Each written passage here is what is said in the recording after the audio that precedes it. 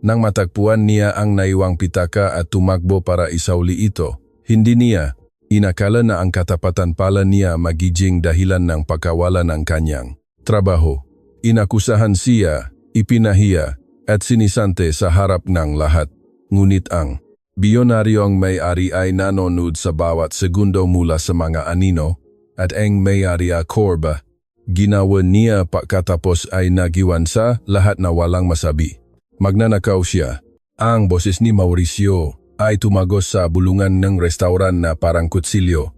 Dosa-dosa nang maulo ang sabay-sabay na lumingon. Ang mga tinidor ay nanatiling nakabitin sa hangin. Ang mausapan ay namatay sa gitna ng salita. Si Luz ay nanigas sa gitna ng kainan ng La Perla Dorada. Hawak ang isang pitakang gawa sa katat sa kanyang nanginginih na mga kamay.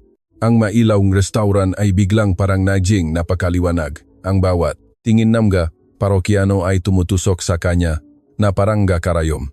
Nahuli ko, siyang binubuklat ang pitaka ng isang customer. Pagpapatuloy ni Mauricio, ang manager, na itinuturo siya ng isang mapang-akusang daliri. Ang kanyang boses ay may tonong huwat na autoridad na nagtatago sa kasiyahang nararamdaman niya sa pagpapahiya. Binibilang ang pera, kinakalkula kung magkano ang maaari niyang nakawin, hindi po yan toto. Ang boses ni Luz ay halos pabulong na lumabas. Nakita ko mismong dalawang mata ko, sabat ni Veronica, isa pang waitress na may makamanda na lambing na nagpapamukhang katotohanan sa kanyang mga kasinungalingan. Binuksan niya ang pitaka, tumingin sa loob. Nang lumapit ako, nagulat siya na parang nahuli ko siyang gumagawa ng masama. Ang buong restauran ay nanonot na ngayon mga customer na may ekspresyon ng pagkadismaya, maempleyadong nag-iwas ng tingin, nagagalak na hindi sa kanila, nangyayari iyon. Ang hangin ay mabigat, nakakasakal, ang hindi alam ngang sinuman. Sa kanila ay ang may-aring pitakang iyon ay nakatayo mga 5 metro ang layo, tinatapos pirmahan ang resibo ng kanyang bayad sa reception area, at ang gagawin niya ay babaguhin ang lahat.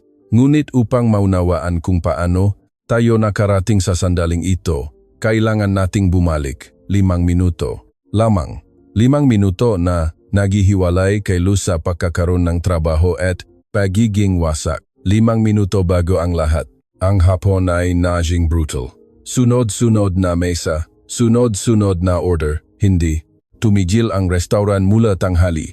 8 oras nang nakatayo si Luz. Ang kanyang mga pa ay sumisigaw na sa pagod, ngunit hindi niya kayang magdahan-dahan. Bawat tip ay nanganghulugang gamot para sa kanyang ina. Bawat dagdag na shift ay nangangahulugang bayad na renta. Ang lalaking may kulay pila na buho ay dumating bandang alas 7, si Don Eduardo Castellanos.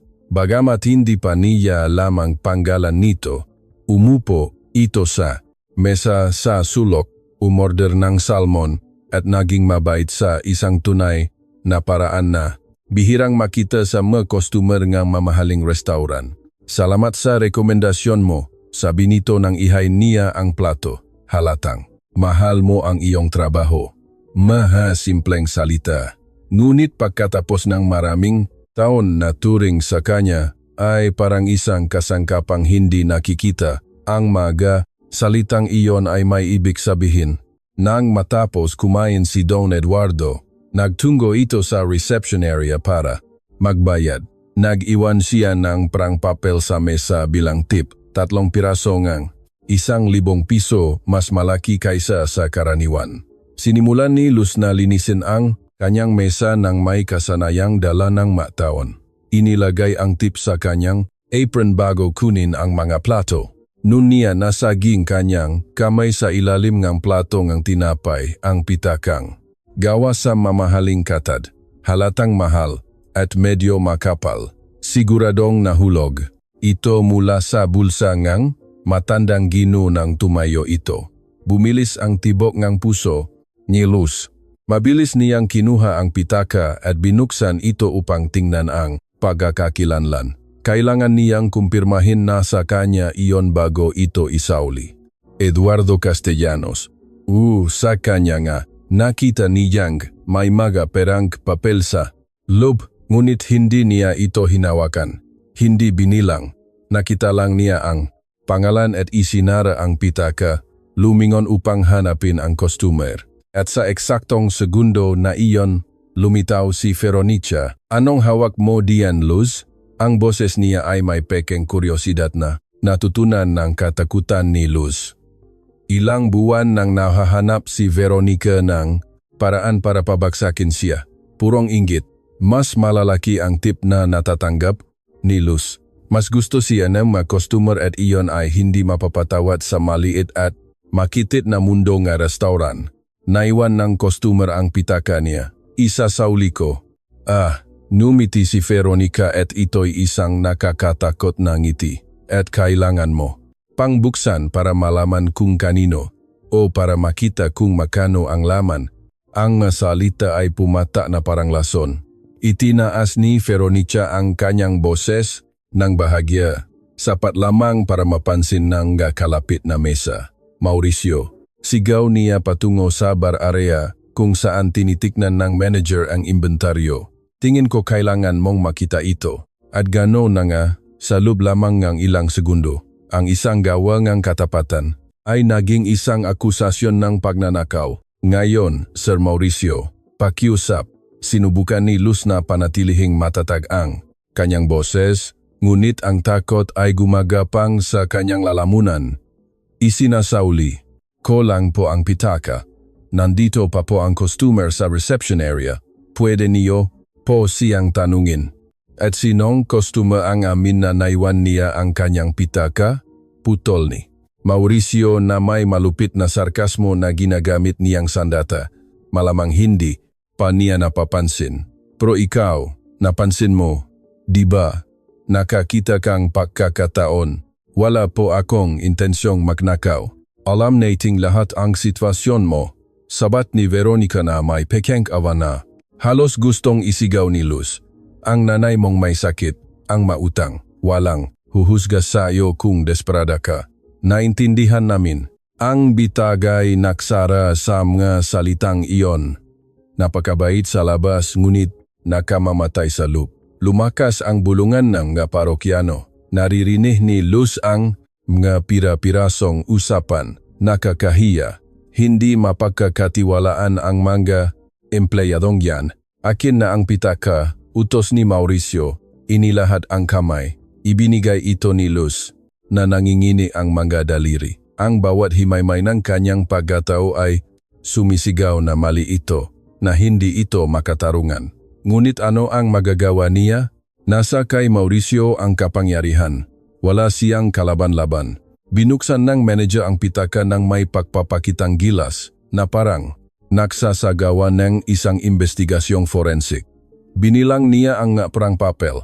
Isa-isa, sinyuri ang mga card. Tiningnan ang bawat kompartimento. Mayroong 25,000 piso rito.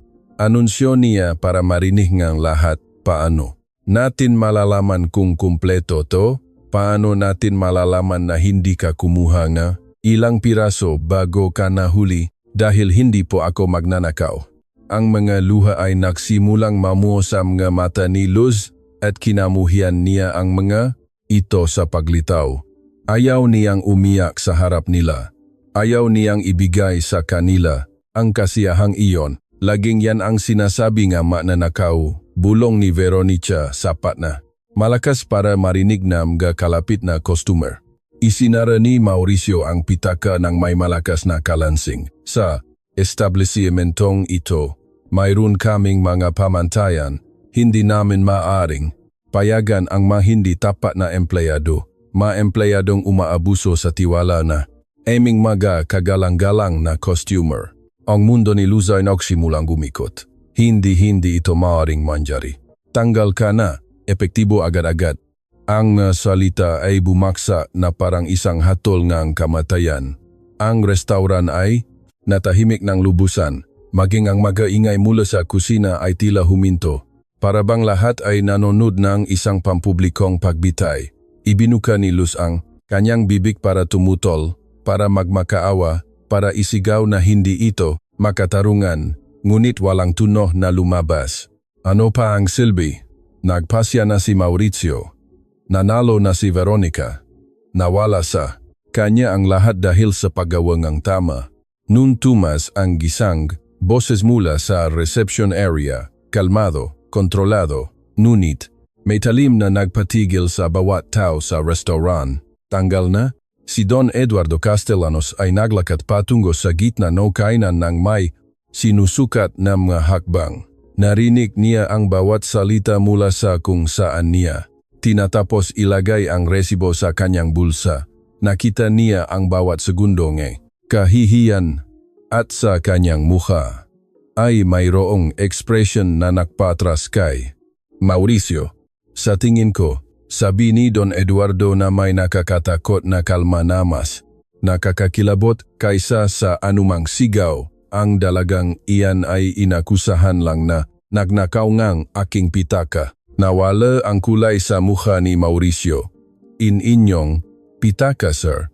Ang pitaka ko, kumpirma ni Don Eduardo, naglakat hanggang sa mapaharap kay Mauricio.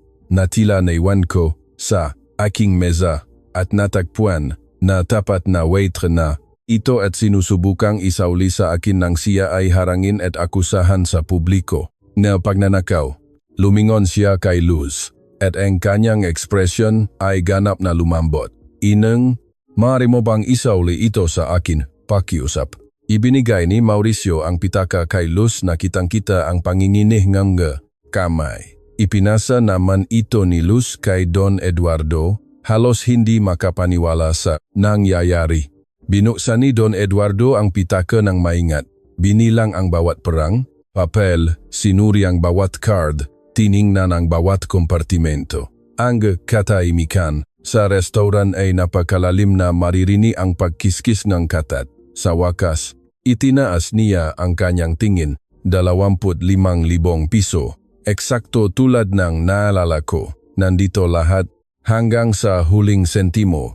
Huminto siya, hinayaang tumagos ang masalita.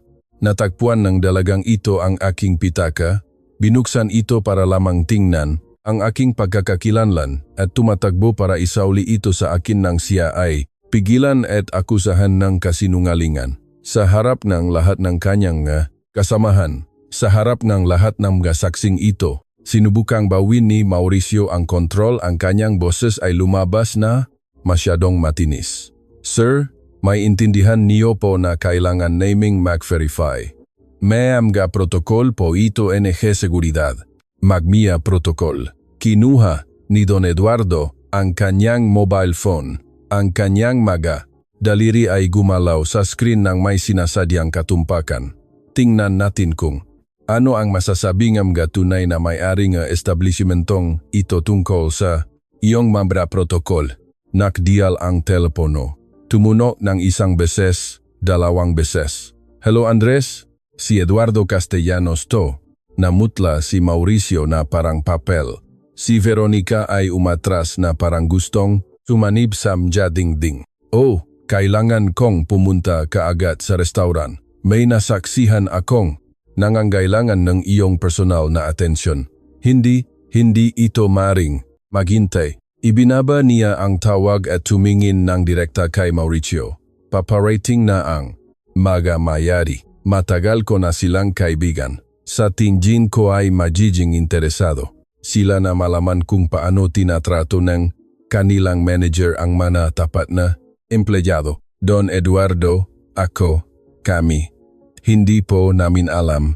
Hindi niyo alam ang na sinisira niyo ang buhay ng isang inosenteng tao. Na pinarurusahan niyo ang katapatan at ginagantimpalaan ang kasamaan. Lumingon si Don Eduardo kay Luz. Anong pangalan mo, Ineng? Luz po, sir. Luz, gusto kong manatili ka para sa usapang ito. Sa katunayan, iginigit ko. Pagkatapos ay tumingin siya kay Veronica na sinusubukang umatras ng palihim patungo sa kusina. Ikaw din, mananatili ka. Ang usapang ito ay tungkol din sa iyo. Ang restaurant ay nanatiling tahimik. Ang mga customer ay hindi na nakunwaring hindi nakikinig. ito ay mas maganda pa kaysa sa anumang palabas na binayaran nila. Tumikim si Mauricio.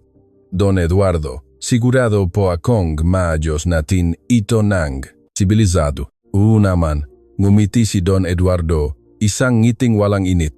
Sa pinakasibilisadong paraan, kaya hihintayin natin ang pagdating ng mamay-ari para tayong lahat ay magkaroon ng isang napakalinaw na pag-usap tungkol sa integridad, katapatan at ang mga kahihinatnan ng kawalan ng alinman sa dalawa.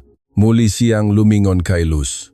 Gaano ka nakatagal nagtatrabaho rito? 2 taon na po sir, at sa loob ng 2 taon na iyon, ilang beses ka nang inakusahan ng hindi pagiging tapat? Kailanman po sir? Hinding-hindi. Ilang reklamo ang isinampa ng customer tungkol sa iyong serbisyo? Wala po akong alam sir. Dahan-dahang tumango si Don Eduardo na parang iniimbak ang bawat detalye. Interesante, kaya sa loob ng 2 taon ng walang kapintasang serbisyo, sa unang pagkakataon na ginawa mo ang tamang-tama, sinisante ka sa harap nga publiko. Lumingon siya kay Mauricio. Lohikal ba iyon sa iyo? Ibinuka ni Mauricio ang kanyang bibig, ngunit walang lumabas na tunog. Bumukas ang pintong restauran. 2 tao ang pumasok, isang lalaki at isang babae, parehong bihis ng elegante, parehong may ekspresyon ng pakalito na. Mabilis na naging alarma nang makita nila ang eksena. Eduardo, mabilis na lumapit ang lalaki. Anong nangyari? Ngumit si Don Eduardo.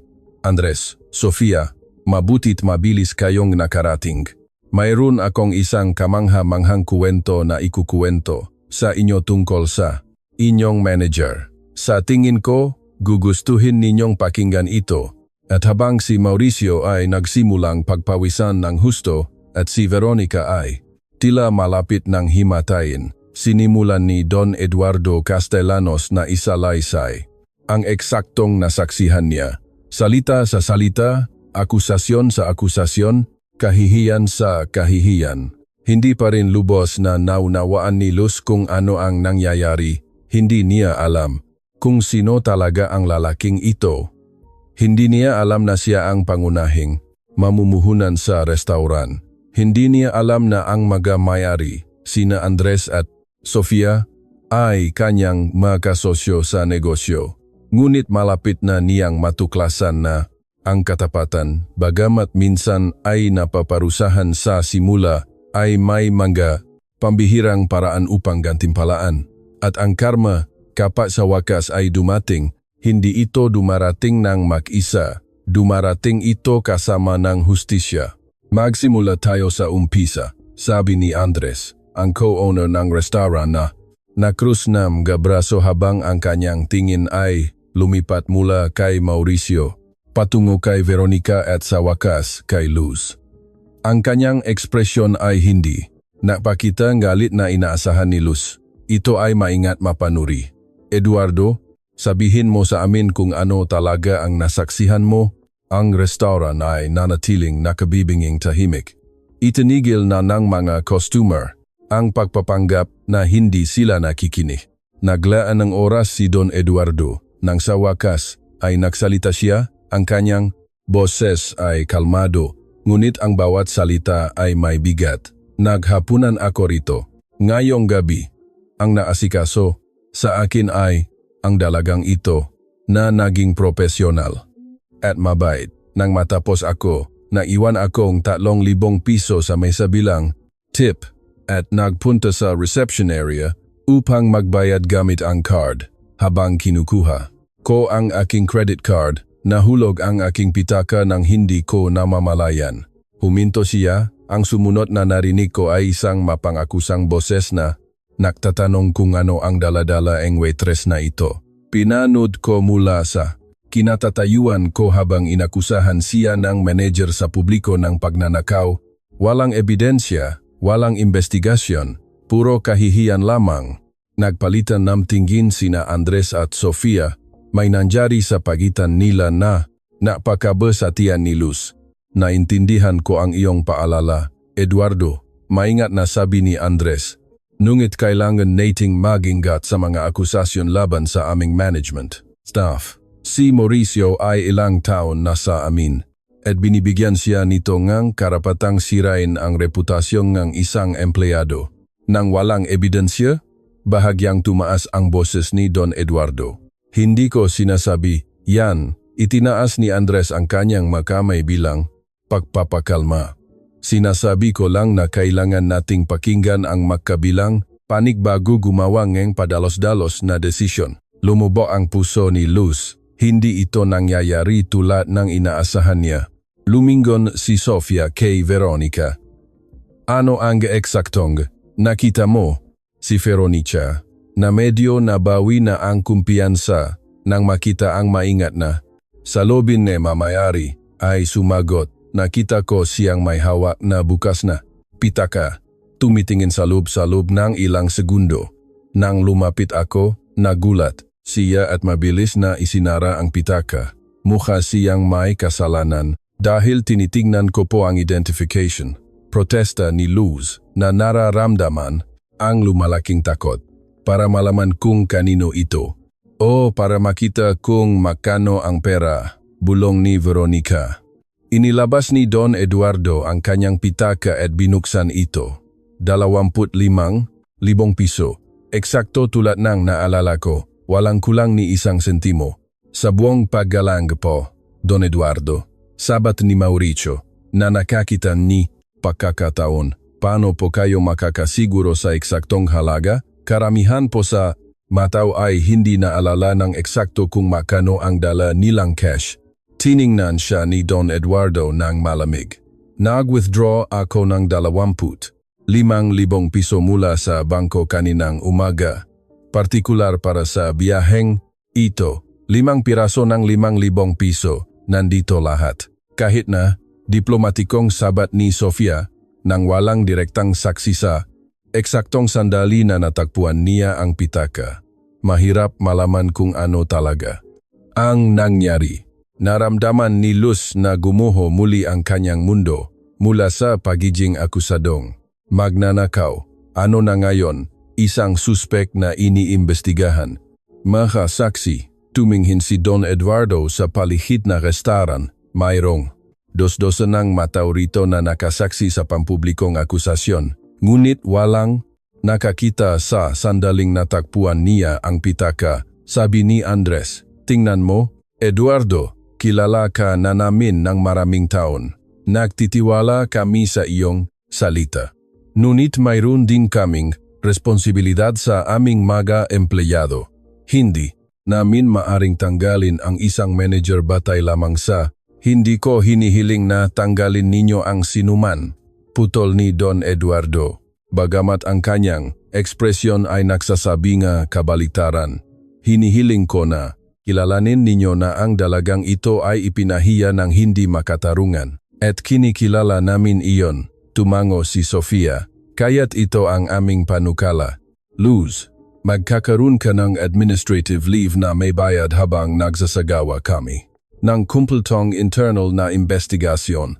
Susurian namin ang mga security video, iinterbiyohin ang mga saksi, at titiknan ang iyong record. Kung malinis ang lahat, ibabalik ka sa trabaho na may formal na pahingingang tawad. Administrative leave, halos hindi makahinga si Luz.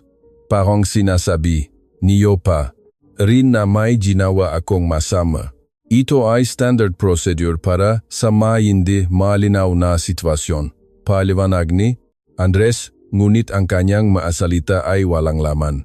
Walang hindi malinaw dito. Itinaas ni Don Eduardo ang kanyang boses. Nasaksihan ko ang isang malinaw na kawalang katarungan. Noon bumukas ng malakas ang pinto. Isang babae ang pumasok na tumatakbo, nasa medya 40 anyos, may eleganteng damit ngunit magulo, kumalat na makeup at ekspresyon ng matinding takot. Itay, salamat sa Diyos at natakpuan kita. Lumingon si Don Eduardo. Ang kanyang mukha ay agad na nagbago mula sa galit patungo sa alarma. Daniela, anong nangyari? Si Inay. Nagkaroon siya ngang matinding atake. Dinala siya ngang ambulansya sa Central Hospital. Sabi nga doktor, critical daw. Kailangan mong pumunta ngayon. Nawala ang kulay sa mukha ni Don Eduardo. Sa isang saglit, tila nakalimutan niya kung nasaan siya, kung ano ang ginagawa niya, nanginginig ang kanyang kamay habang inilalagay ang kanyang pitaka. Kailangan ko. Nagsimula siya. Tumingin sa pagitan Nina, Daniela at Luz. Pumunta ka na, Itay. Hinawakan siya ni Daniela sa braso. Kailangan ka ni Inay pakiusap. Lumingong si Don Eduardo kina Andres at Sofia. Ang ganyang giboses ay apurado. Ngunit matatag, imbestigahan ninyo, suriin ang mga kamera, kausapin ang lahat. Ngunit binabalaan ko kayo, kung matuklasan ninyo na ang dalagang ito ay tinatrato ng hindi makatarungan at hindi kayo kumilos ng naayon, magkakaroon tayo ng ibang-ibang usapan tungkol sa aking investment sa establishmentong ito. Ang banta ay nanatiling nakabitin sa hangin habang si Don Eduardo at Daniela ay tumakbo palabas. Ang restauran ay naiwan sa isang hindi komportableng katahimikan. Si Mauricio, ang unang nagsalita, ang kanyang boses ay medyo nabawi na ang autoridad.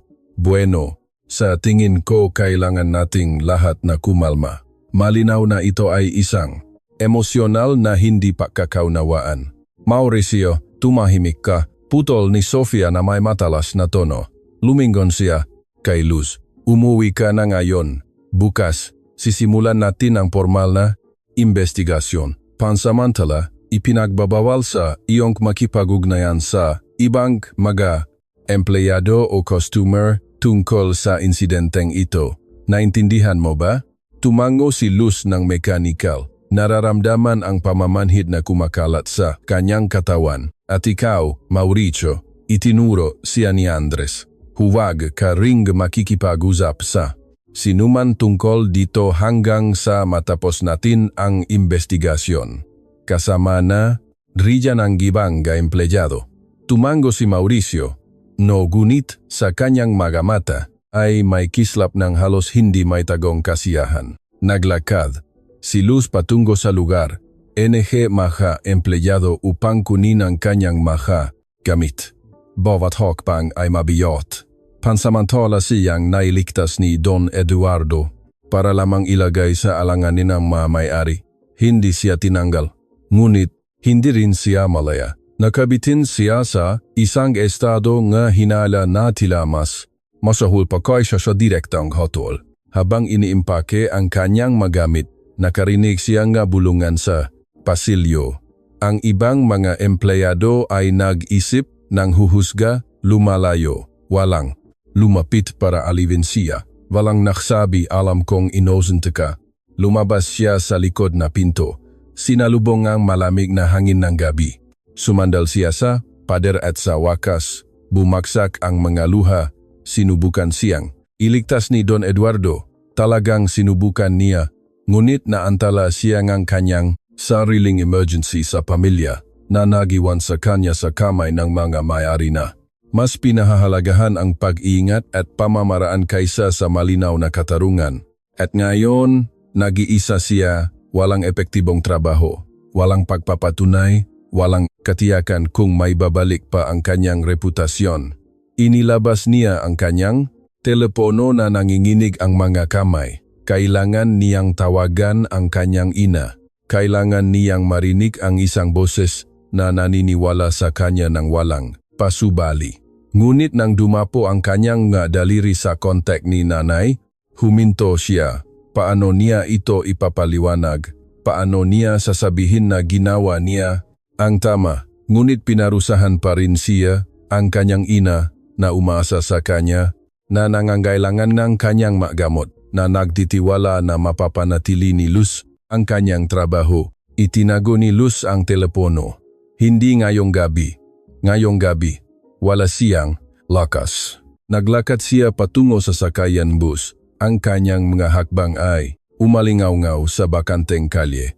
Ang hindi niya alam ay sa loob ng restaurant, si Mauricio ay nakaupo sa kanyang opisina na may nasisiyahang ngiti. Nag-alinlangan ang mga may-ari, nagtanong sila, at ang pag-aalinlangang iyon ang kailangan niya. Bukas, magsisimula ang investigasyon. At mayroon si Mauricio NG, buong gabi para siguraduhin na ang investigasyon giyon ay pupunta sa tamang direksyon. Tutal, kilala niya ang bawat empleyado. Alam niya ang kanilang takot, kanilang mautang, kanilang masikreto. Alam niya kung anong eksaktong presyon ang ilalapat para pumanig ang mga testimonya sa kanyang bersyon. Dahil hindi nakalagtas si Mauricio ng maraming taon sa negosyong ito sa pagiging tanga.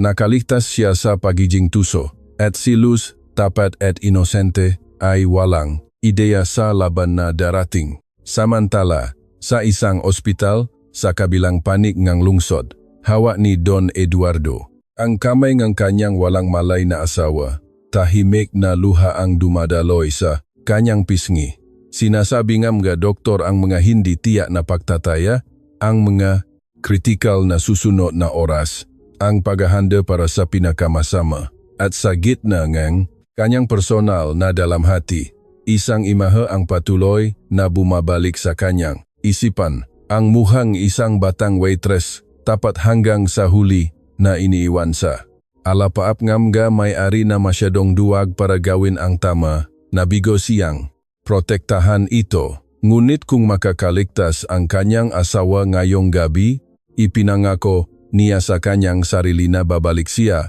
at kapag bumalik siya, wala ng pag-aalinlangan, wala ng investigasyon, wala ng mga pamamaraan, makakaroon ng tunay at tiyak na katarungan.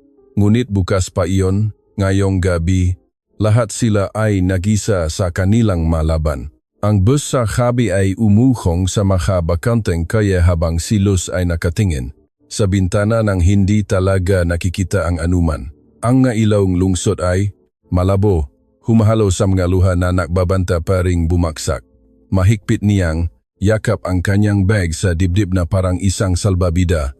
Nararamdaman ang bigat ng 3,000 pisong tip na iniwan ni Don Eduardo, isang halaga na ngayon ay tila isang malupit na paalala kung paano sinira ng isang gawa ng katapatan ang lahat. Madilim ang apartment nang buksan niya ang pinto. Halos alas 10 na ng gabi. Karaniwan, tulog na ang kanyang ina sa oras na ito, ngunit nakabukas pa rin ang ilaw sa sala. Luz, ikaw na ba yan? Ang boses ng kanyang ina ay nakmula sa sopa, mahina, ngunit alerto. Dahan-dahang isinara ni Luz ang pinto, inilapa ang kanyang bag sa sahig. Opo, nay ako po ito. Ang aga mo, may nangyari ba? Pumasok si Luz sa sala at nakita ang kanyang ina na nakaupo sa sopa balot sa isang kumot sa kabilaan init. Si Carmen Santos ay 62 taong gulang ngunit mukhang mas matanda. Naging malupit sa kanya ang diabetes, ninakaw ang kanyang kulay, enerhiya at buhay. Bahagyang nangingini ang kanyang mga kamay habang hawak ang isang basong tubig. Nay, bakit po hindi pa kayo natutulog? Alam niyong kailangan niyong magpahinga. Hindi ako makatulog, may kutob ako. Pinaaralan ni Carmen ang mukha ng kanyang anak na may mamatang, laging nakikita ang higit pa sa gustong ipakita ni Luz. May masamang nangyari, nakikita ko sa mukha mo. Naramdaman ni Luz na nagsimulang mag-crack ang maskara na pinanatili niya sa buong biyahe sa bus. Umupo siya sa tabi ng kanyang ina. Ang mga salita ay nakabara sa kanyang lalamunan. Sabihin mo sa akin. Hinawakan ni Carmen ang kamay ng kanyang anak, malamig ang kanyang daliri, laging malamig. Anak, anuman yan, kaya nating harapin ng magkasama. At sa gayon, habang nanginginig ang boses sa bawat ilang salita, ikinuwento ni Luz ang lahat. Ang natagpo ang pitaka, ang akusasyon ni Veronica, ang pampublikong kahihiyan mula kay Mauricio, ang interbensyon ni Don Eduardo, ang pagdating ng mamaari na sa halip na magbigay ng katarungan ay pinili ang burokratikong kaduwagan ng isang investigasyon. Tahimik na nakinig si Carmen, ang kanyang kamay ay humihigpit sa pagkahawak kay Luz habang umusat ang kwento. Nang matapos si Luz, sa wakas ay malayang bumaksa ang mga luha. Ginawa ko po ang tama, Nay. Sumpaman, Gusto ko lang pong isauli ang hindi sa akin. Alam ko, mahal kong anak, siyempre alam ko inabayan ni Charmen ang kanyang anak. Hinahaplos ang kanyang buhok tulad noong bata pa siya. Kailanman ay hindi. Ako nagduda sa iyong katapatan, ni isang segundo, pro sila, nagduda sila. Sabi nga maari kailangan nilang mag-imbestiga. Na parabang ako, na parabang isa talaga akong magnanakaw. Hindi ka magnanakaw. Anak kita, at pinalaki kita para gawin ang eksaktong ginawa mo ngayon. Humawalay si Luz, pinupunasan ang mga luha gamit ang likod ng kanyang kamay. At, ano po ang silbi? Nay, ano ang silbing pagiging tapat kung parurusahan ka lang? Dahil dito, hinawakan ni Carmen ang mukha ng kanyang anak sa pagitan ng kanyang nangingini na mga kamay. Makinig ka, may sasabihin ako sa iyo na hindi ko pa nasabi. Isang bagay tungkol sa iyong ama. Nagulat si Luz. Namatay ang kanyang ama noong 12 taong gulang siya. Bihirang magsalita ang kanyang ina tungkol sa kanya. Ang iyong ama ay nagtrabaho sa isang kumpanya ng konstruksyon. Isang araw, nakakita siya nga isang pagkakamali sa mga librong accounting. May isang taong naglilipat ng pera, libu-libong piso. Huminto si Carmen, ang kanyang nga mata ay nawala sa alaala. Sinabihan siyang manahimik na hindi niya ito problema na kung magsalita siya ay mawawalan siya ng trabaho. Ano po ang ginawa niya? Nagsalita siya. Nagsumita siya ng isang formal na ulat. Nawalan siya ng trabaho. Makalipas ang 2 linggo, ikinabagsak namin iyon. Luz, kinailangan naming lumipat sa mas maliit na apartment. Ibinenta namin ang kotse. May mga araw na nagugutom kami. Hindi ito alam ni Luz at nagsisipo ba siya? Kailanman, ni isang beses. Ngumiti si Charmen sa kabila ng kanyang sariling luha. Sinabi niya sa akin ang isang bagay na hindi ko kailanman malilimutan. Carmen, kaya kong mabuhay na mahirap, ngunit hindi ko kayang mabuhay bilang isang taong nagbubula-bulagan kapag may nakikitang mali. Iyon ang iniwan niya sa iyo, Luz. Hindi pera, hindi malaking bahay. Iniwan niya sa iyo ang integridad at iyon ay mas mahalaga kaysa sa anupaman. Ang katahimikan ay namayani sa pagitan nila, puno ng hulugan. Natatakot po ako, Nay. Sa wakas ay inamin ni Luz, natatakot ako na maging mali ang resulta ang investigasyon, na opisyal akong matanggal, na hindi ko na mabayaran ang magamot mo. Ang magamot. Malalim na bumuntong hininga si Charmen. Luz, makinig ka ng mabuti. Kung sakaling kailanganin mong pumili sa pagitan ng iyong dignidad at ng aking paggamot, piliin mo ang iyong dignidad. Naririnig mo ba ako? Hindi po, huwag niyo pong sabihin yan. Kayo po ang pinakamahalaga. Hindi, ikaw ang pinakamahalaga. Ang iyong kinabukasan, ang iyong kaluluwa. Ayokong maging isang taong isinusuko ang kanyang prinsipyo para sa akin. Hindi ko kayang mabuhay ng ganun. Nagsimulang tumutol si Luz, ngunit pinutol siya ni Carmen na may panibagong katatagan sa kanyang boses. Bukod pa riyan, hindi ka mawawalan ng trabahong iyon. Alam mo kung bakit? Dahil ang katotohanan ay laging lumalabas, laging maaring magtagal, maaring masakit habang naghihintay. Ngunit sa huli, ang katotohanan ang nananalo. At kung hindi man sa pagkakataong ito, hahanap tayo ng ibang paraan. Ngunit hindi natin haharapin ang daang iyon ng may takot. Tumayo si Carmen mula sa sopa ng may pagsisikap, naglakad patungo sa isang maliit na kahon na gawa sa kahoy sa istante. Binuksan niya ito at kinuha ang isang soba. Ito ang inipon ko mula sa aking pensyon. 3 buwang gamot para sakali. Nay, hindi niyo po kailangan. O kailangan ko at ginawa ko dahil ako ang iyong ina at iyon ang ginagawa nga. Ina, pinoprotektahan natin ang ating anak kahit na sinusubukan din nilang protektahan tayo. Tumayo si Luz at niyakap ang kanyang ina. Nararamdaman kung gaano nakarupo ang kanyang katawan, ngunit kung gaano katibay ang kanyang diwa. Mahal na mahal po. Kita, Nay, mahal din kita, anak ko. Ngayon, matulog ka na. Bukas magsisimula ang investigasyong iyon at haharapin mo ito ng may taas no, alam na wala kang ginawang masama. Ngunit imposible ang pagtulog. Ginugaw ni Luz ang gabi na nakatingging sa kizami. Pinoproseso ang lahat. Ang pag-usap nila ang kanyang ina ay isang pansamantalang lunas, ngunit ang pagkabalisa ay bumabalik sa mga alon. Ano ang sasabihin niya? Sa investigasyon, sino ang maniniwala sa kanya? Minanipula na ni Mauricio ang ibang miliga empleyado. Alas 6 ng umaga, nag-vibrate ang kanyang telepono. Isang mensahe mula sa isang hindi kilalang numero. Luz, si Patricia ito mula sa restauran. Kailangan kitang makausap agad. Pwede ba tayong makita bago magsimula ang investigasyon sa kapihan sa kanto? 7 a.m. Si Patricia. Ang waiter na pinayak ni Mauricio. Mabilis na nagbihis si Luz. Nagiwan ng sulat para sa kanyang ina at umalis. Halos walang tao sa kapihan sa oras na iyon. Nandoon na si Patricia, nakaupo sa isang mesa sa likod. May malalalim na bilog sa ilalim ng mamata at nanginginig. Na makamay na nakapalibot sa isang tasang kape.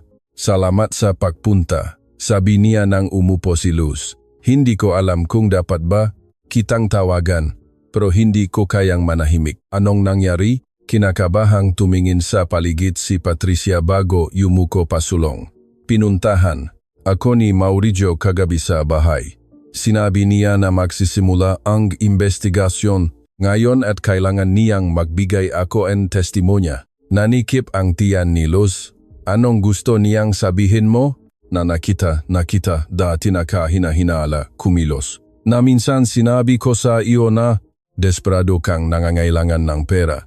Na narinig kitang nagre-reklamo tungkol sa mga mayayamang customer. Lumunok si Patricia. Lahat kasinungalingan. Pero tinakot niya ako, Luz. Sinabi niya na kung hindi ako makikipagtulungan, hahanap siya nga dahilan para tanggalin din ako. At ako, may 2 akong anak. Hindi ko kayang mawalan ng trabaho. Naramdaman ni Luz na muling umikot ang kanyang mundo. Kaya magsisinungaling ka tungkol sa akin, hindi ko alam. Kaya gusto kitang makita. Dahil buong gabi, hindi ako nakatulog. Na iniisip ang mukha mo noong inakusahan ka ni Mauricio. Iniisip kung ano ang naramdaman ko noong pinaiyak niya ako at walang nagtanggol sa akin. Maimga, luha sa mata ni Patricia. Ayokong maging ganong tao. Ayokong maging tulad ni Veronica. Pero natatakot din ako. Pinuntahan niya ang iba pa, si Roberto, sa bar. Siguro ang iba pa. Hindi ko alam kung ilan. Huminga ng malalim si Luz. Sinusubukang manatiling kalmado. Patricia, hindi ko maaring hilingin sa iyo na isugal ang iyong trabaho para sa akin. Alam kong may mga anak ka. Alam kong kailangan mo ang trabahong iyan, pero hindi ito makatarungan. Alam ko, maniwala ka sa akin, alam ko. Hinawakan ni Luz ang nanginginih na kamay ni Patricia. Pero hindi ko hahayaang sirain ni Mauricio ang mas marami pang tao. Kung kailangan mong magsinungaling para protektahan ang iyong anak, hindi kita huhusgahan. Naintindihan ko. Tahimik na nagsimulang umiyak si Patricia. Patawarin mo ako, patawat talaga. Hindi mo kasalanan. Kasalanan niya. Nahiwalay sila di nagtagal. Naglakad si Luz pabalik sa kanyang apartment na may malamig na katiyakan na ang investigasyon ay minanipula na bago pa man magsimula. Kinugol ni Mauricio ang gabi sa pag-gabi na isang network na mga kasinungalingan. Pinipilit ang mahihinang empleyado na magpatutulaban sa kanya. At wala siyang depensa. Kinailangan ni Don Eduardo na umalis. Ang mga security video ay malamang na misteryosong mawawala. Ang tanging masaksi ay Miloga, empleyadong takot na takot kay Mauricio. Pagdating niya sa apartment, gising na ang kanyang ina, naghahanda ng almusal. Saan ka galing? Nalaman ko lang na magiging mas mahirap ang laban kaysa sa inaakala ko. Ikinuwento niya ang tungkol kay Patricia sa manipulasyon ni Mauricio kung paano inayos ang investigasyon bago pa man magsimula. Tahimik na nakinig si Carmen at nang matapos si Luz, simpleng sinabi niya, kung ganon, kailangan mo ng plano. Anong plano? Nasa kanya ang lahat ng kapangyarihan. May kapangyarihan siya sa restauran, ngunit mayroon kang mas mahalaga, ang katotohanan. At yung si Don Eduardo na nagtanggol sa'yo, may sinabi siya bago umalis. Sinubukang alalahanin ni Luz. May sinabi siya tungkol sa kanyang investment sa restaurant. Na parang may parte siya sa negosyo. Kung gayon, hindi lang siya isang customer. Isa siyang mahalagang tao. Umupo si Carmen sa mesa sa kusina. Kapag natapos ang investigasyon, ngayon anuman ang mangyari, kailangan mong humanap ng paraan para makipag-ugnayan sa kanya. Sabihin mo sa kanya kung ano ang nangyayari. Sinubukan ka niyang tulungan. Kahapon, baka matulungan ka niyang muli. Pero nasa ospital ang asawa niya, may sarili siyang nga problema. At kahit na, naglaan pa rin siya ng oras para ipagtanggol ka. May ibig sabihin. Yan, nagbuhos si Carmen ng tsaa sa 2 tasa. Ngayon, pakinggan mo ang plano ko. Habang napaplano ang magina sa kanilang maliit na apartment sa isang pribadong ospital sa kabilang panig NG lungsod. Si Don Eduardo Castellanos ay nanatiling nakaupo sa tabing kama ang kanyang asawa. Nastabilizeng doktor. Si Elena sa magdamag. Hindi na siya nasa agarang panganib, ngunit nanatili. Siyang walang malay. Dahan-dahang kumikislap ang mga monitor. Sinusukat ang bawat tibok ng kanyang puso. Patawat, mahal ko.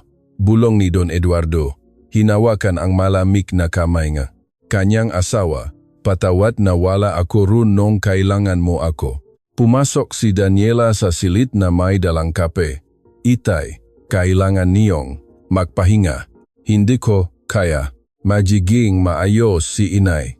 Sabi nga doktor. Ngunit hindi natin alam kung gaano siya katagal magiging ganito. Mga araw, mga linggo. Pinahit ni Don Eduardo ang kanyang mukha.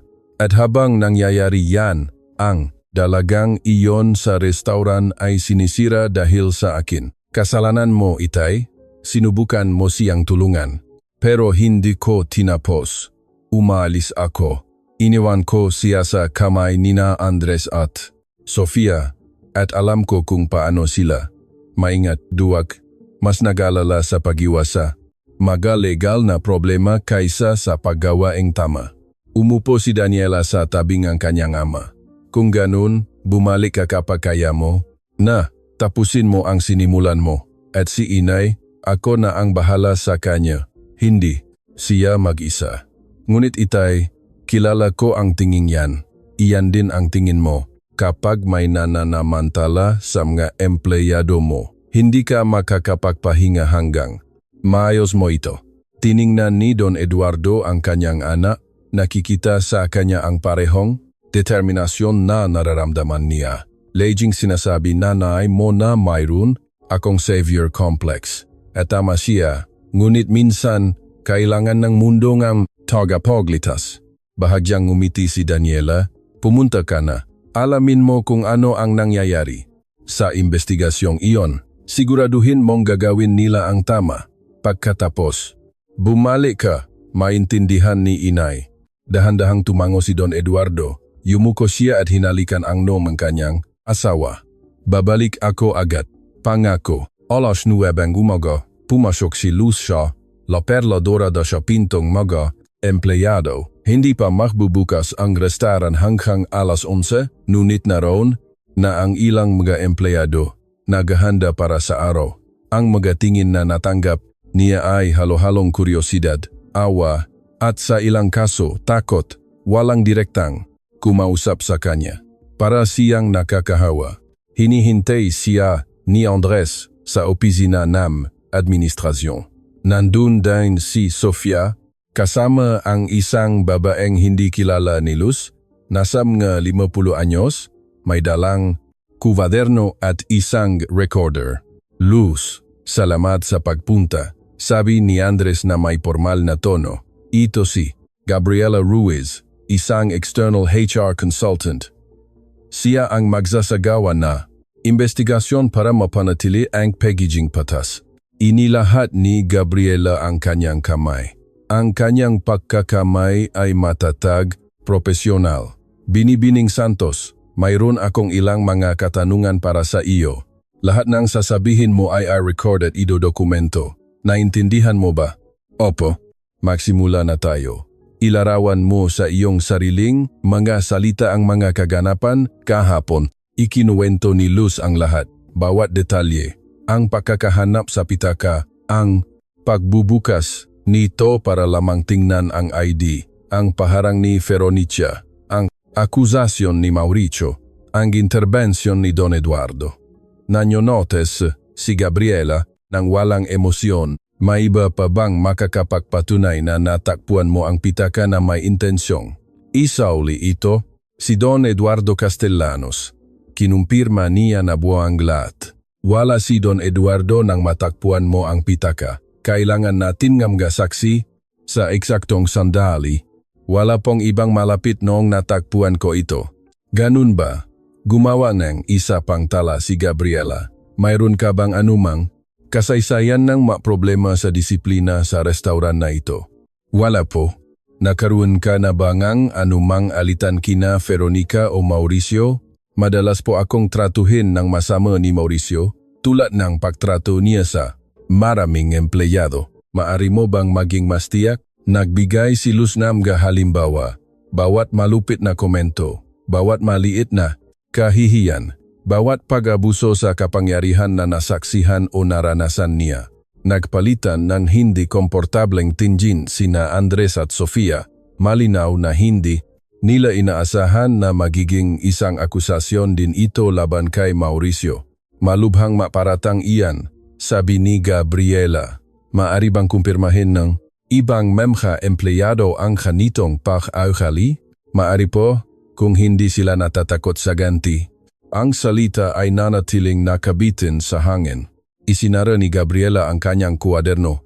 Interviewin ko na ngayon ang ibang mga empleyado. Maaari kang maghintay sa associate break room. Ginugol ni Luz ang susunod na 3 oras sa isang tahimik na paghihirap. Nakikita niya ang mga empleyado na pumapasok at lumalabas sa opisina.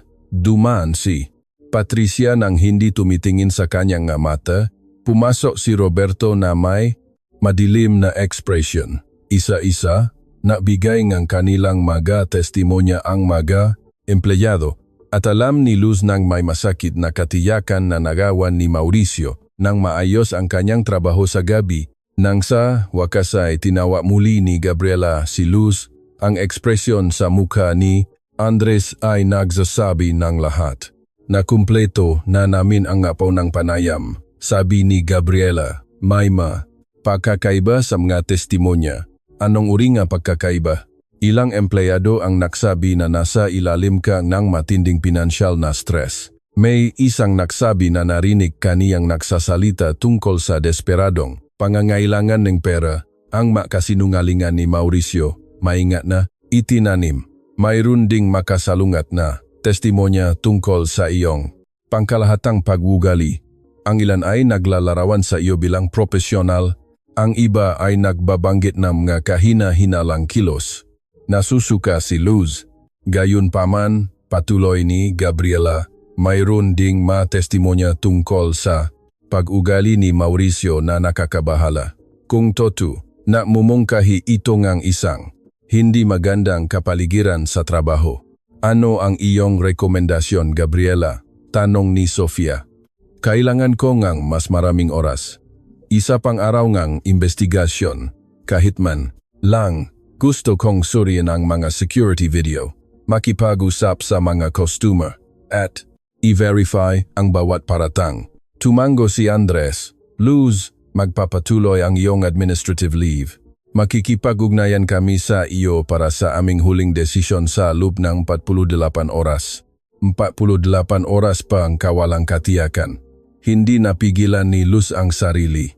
Habang si Mauricio ay may mas maraming oras para manipulahin ang mga saksi.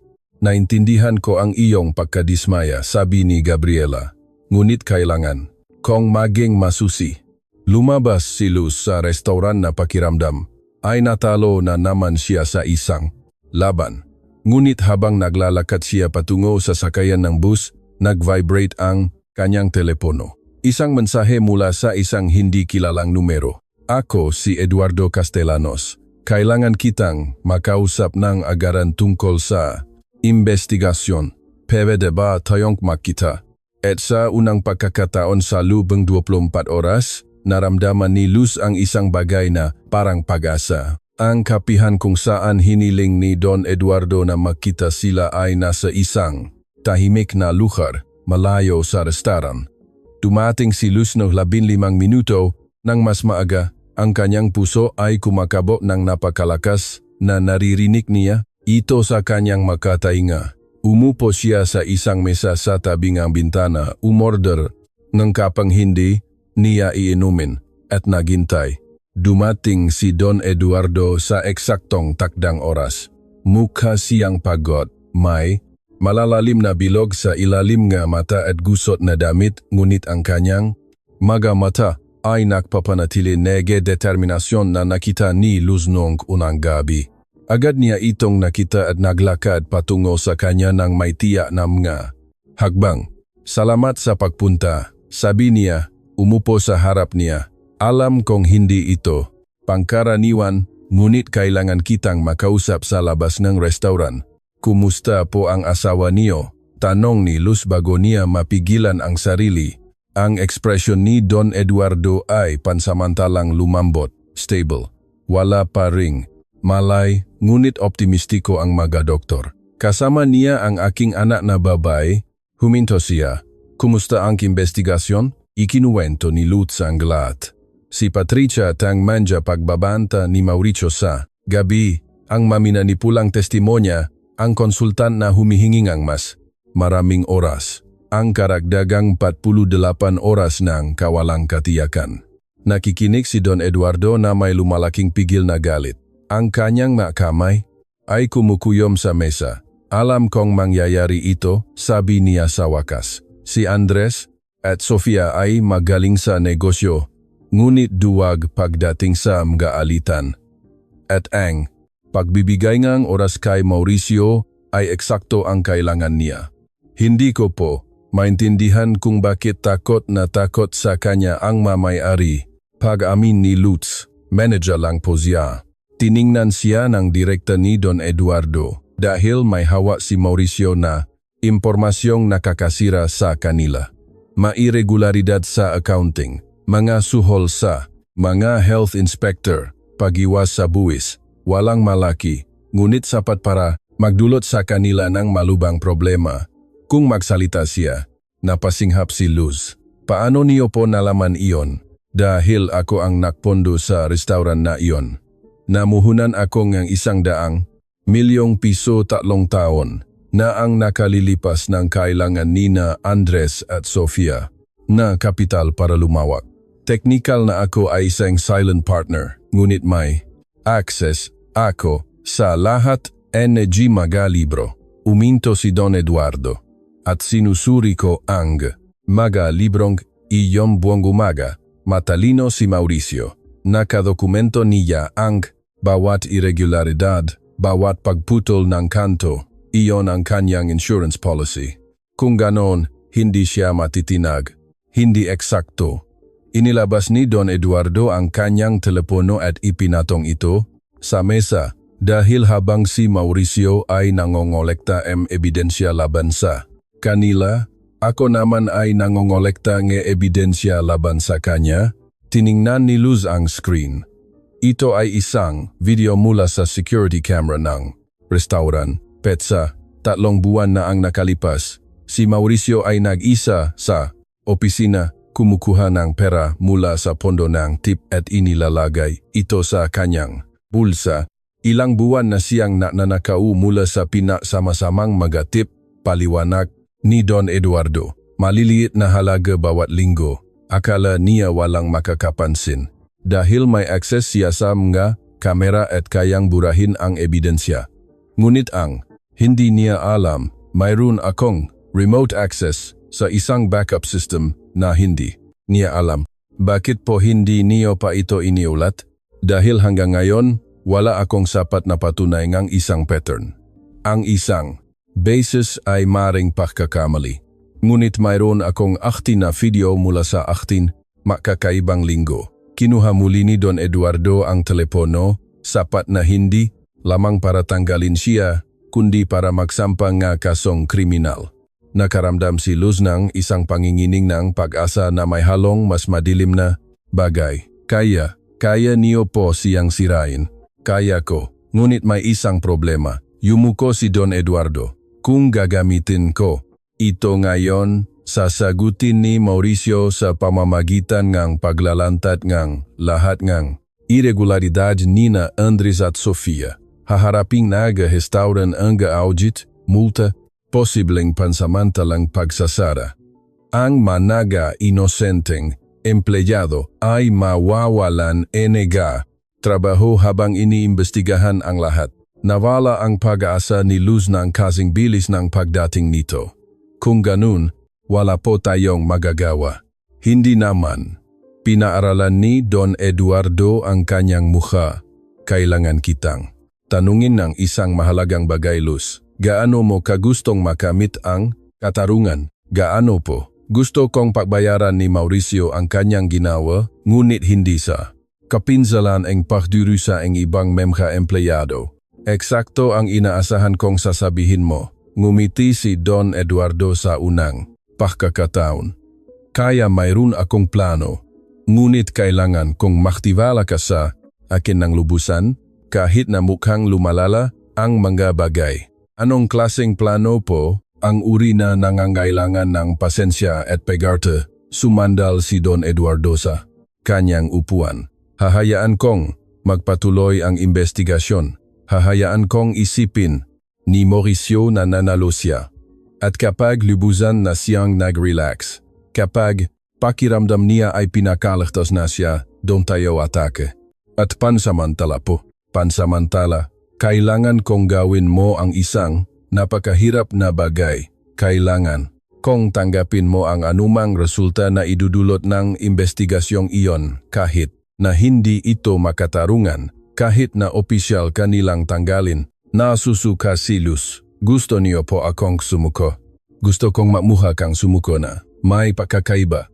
Ang mata ni Don Eduardo ay kumikinang na may malamig na determinasyon. Kailangan ni Mauricio na maniwala na lubusan siyang nanalo. Nasinira ka niya. Doon lamang siya. Magre-relax ng sapat para mailantad natin. Siya nang walang oras na gamitin ang kanyang impormasyon laban kina Andres at Sofia. Hindi ko po maintindihan kung paano yan gagana dahil hindi ko pa nasasabi sa iyo ang pinakamahalagang bahagi. Kumuha si Don Eduardo ne isang sobre mula sa kanyang diaket kagabi abang nasa ospital ako. Nakatanggap ako ng tawag mula sa isang matagal ng kaibigan, isang piskal.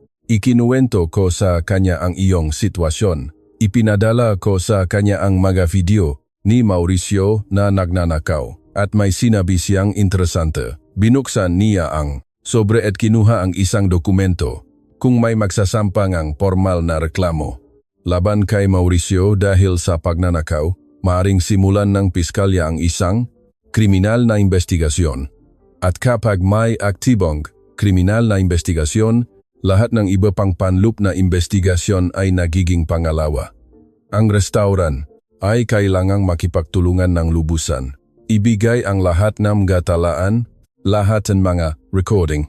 Nagsimulang maintindihan ni Luz. At kung hahanapin nila ang ebidensya ng kanyang pagnanakaw, makikita nila ang ebidensya ng aking pagiging inosente sa mga security video. Eksakto, ngunit narito ang trick. Ang reklamo ay hindi maaaring magmula sa akin. Kasosyo ako ne restaurant. Magmumukha itong personal na paghihigante. Kailangang magmula ito sa isang kasalukuyang empleyado na direktang naapektuhan ng pagnanakaw ng gatip. Pero naka-administrative leave po ako. Kaya kailangan natin ng iba. Ipinatong ni Don Eduardo ang isang card sa mesa. May pangalan ito, Patricia Morales, at isang numero ng telepono. Nakausap ko. Siya kaninang umaga. Handa siyang gawin ito, ngunit natatakot siya. Kailangan niyang malaman na hindi siya nag-isa, na may susuporta sa kanya kung susubukan ni Mauricio na gumanti. At ako po yung susuporta. Tayong dalawa. Ako ang magbibigay ng legal na mapakukunan. Ikaw ang magbibigay ng testimonya na si Mauricio ay may pattern ng pananakot. Huminto si Don Eduardo. Ngunit hindi tayo maring kumilos hanggang matapos ang panloob na investigasyon. Kung gagawin natin ito nang mas maaga, maghihinala si Mauricio at maaring sirain ang karagdagang ebidensya na hindi pa natin natutuklasan. Pinoproseso ni Luz ang lahat ng ito.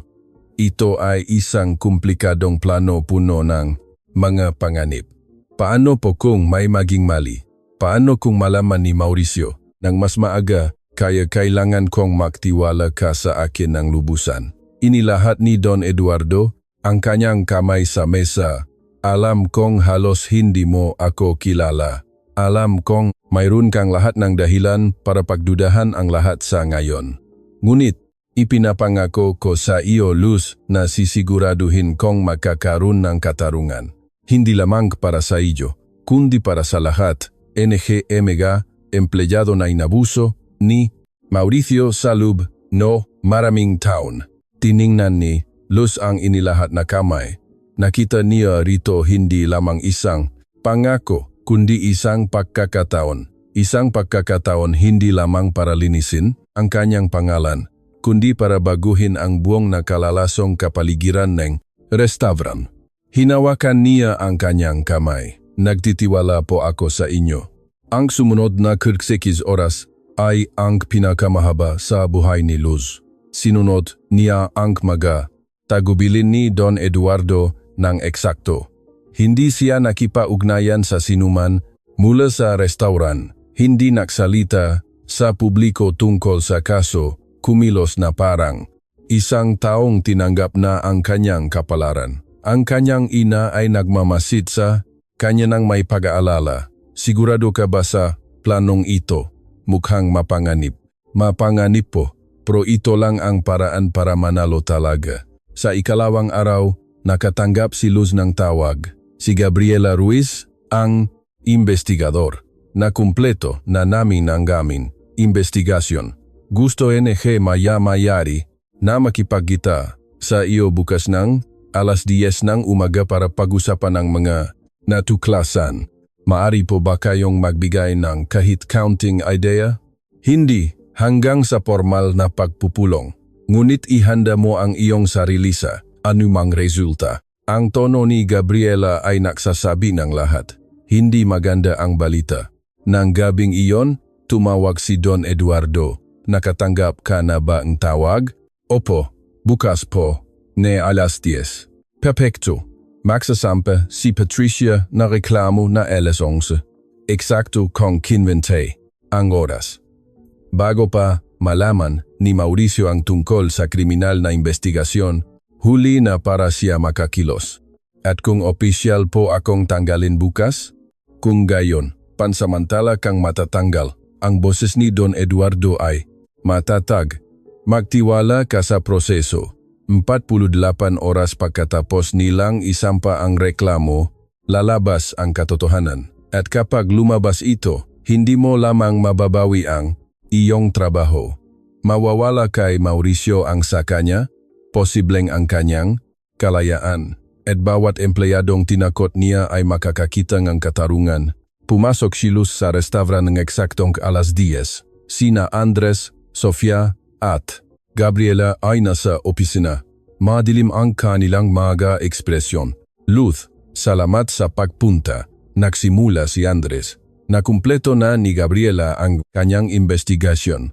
Hahayaan kong siya ang magpresenta ang mga natuklasan. Binuksan ni Gabriela ang kanyang folder. Pagkatapos interviewin ang 12 empleyado, suriin ang mga magagamit na talaan at pag-aralan ang mga testimonya, ang mga natuklasan ay komplikado. Nanikip ang tiyan ni Luz. Wala kaming nakitang tiyak na ebidensya na nagnakaw ka o sinubukang magnakaw mula kay Don Eduardo. Ang 25,000 piso ay buo, kumpirmado. Iyon, isang kislap ng pag-asa. Gayunpaman, maraming empleyado ang nagulat na nakapakita ka ng mga senyales ng matinding financial na stress. May ilan na nagsabi na narinig kanilang nagpahayag ng desperasyon para sa pera. Lumiliha ito ngang isang kwento kung saan, bakamat hindi ka naknakaw sa pagkakataong ito, maring natukso ka. Namatay ang pag-asa. Bukod pa rito, hindi namin ma-verify ang iyong bersyon na binuksan mo lamang ang pitaka para tingnan ang ID. Salita mo laban sa mga obserbasyon na tila mas malalim mong tinitiknan ang nilalaman. Kasununghalingan po yan, nagsimula si Luz, ngunit itinaas ni Gabriela ang isang kamay. Natakpuan ko rin ang ebidensya ng isang problematikong kapaligiran sa trabaho. Maraming empleyado, bagamat binawing ang ilan ang kanilang manaunang pahayag sa ilalim ng presyon, ang nakbanggit ng hindi na angkop na pag-ugali mula sa management. Nagmumungkahi ito ngang isang konteksto kung saan maaring makaramdam NG pananakot ongga empleyado. Sumabat si Andres. Ano ang iyong huling rekomendasyon, Gabriela? Dahil sa kakulangan ng tiyak na ebidensya sa anumang direksyon, inirekomenda ko ang pagtatapos ng trabaho ng walang makatarungang dahilan. Ibig sabihin, hindi mamarkahan si Luz bilang tinanggal dahil sa pagnanakaw, ngunit magtatapos na ang kanyang kontrata. Babayaran siyang buong separation pay ayon sa batas. Ang katahimikan ay pumuno sa opisina. Mahinang nagsalita si Sofia. Luz, naintindihan namin na hindi ito ang resulta na inaasahan mo, ngunit dahil sa mga hindi malinaw na pangyayari. Hindi malinaw. Lumalaki ang galit ni Luz. Walang hindi malinaw. Nagsinungaling si Veronica. Minanipula ni Mauricio ang mga saksi. Alam ninyong, inosente ako, ngunit masyado kayong duwag para aminin ito. Ingatan mo ang iyong masalita, babala ni Andres. Ano? Mas lalo niyo pa akong tatanggalin? Tumayo si Luz. Tama si Don Eduardo. Tungkol sa inyo, mga duwag kayo. Mas pinahahalagahan ninyo ang kaginhawahan kaysa sa katarungan. Lumabas siya sa opisina ng may taas no. Nararamdaman ang miga tingin na miga. Empleyadong nanonote sa kanyang huling pakalis. Sa labas, sa kalye, hinayaan niyang bumagsak ang mga luha. Alam niyang bahagi itong plano. Alam niyang eksaktong nahulaan ni Don Eduardo ang resultang ito. Ngunit masakit pa rin. Ang kawalang katarungan ay nakakapaso pa rin. Nag-vibrate ang kanyang telepono. Isang mensahe mula kay Don Eduardo. Patawad, alam kong masakit, ngunit tandaan, pansamantala lang ito. Magtiwala ka sa proseso. Alas 11:30, habang naglalakad si Luz patungo sa kanyang apartment, si Patricia Morales ay pumapasok sa isang opisina ng piskalya kasama ang isang abogadong kinuha ni Don Eduardo. Gusto ko pong magsampa ng formal na reklamo. Sabi niya, inilapak ang mga dokumento sa mesa, NG Piskal laban kay Mauricio Salazar para sa patuloy na pagnanakaw NG-MH tip NG-MH empleyado. Ang piskal, isang 50 anyos na lalaking nagngangalang Javier Mendoza, ay sinuri ang mga dokumento na may lumalaking interes. Ito po ay mga video mula sa security camera na nagpapakita kay G. Salazar na kumukuha ng pera mula sa pondo. Nang pinagsama-samang tip sa 18 makakaibang okasyon sa loob ng huling na buwan, paliwanag ng abogado ni Patricia. Tinataya namin ang kabuang pagnanakaw sa humigit kumulang na 600,000 piso. Paano ninyo nakuha ang access sa mga video na ito? Tanong ni Mendoza. Ibinigay po ito ni isang kasosyong mamumuhunan ng restaurant na may legal na akses sa lahat NHMH, Sistema NH Seguridad. Maingat na pinag-aralan ni Mendoza ang mavideo. Sapat na ito para magbukas ng kriminal na investigasyon. Kakailanganin kong interbiuhin ang lahat ng apektadong empleyado at makakuha ng kumpletong akses sa lahat ng mga talaan ng restaurant.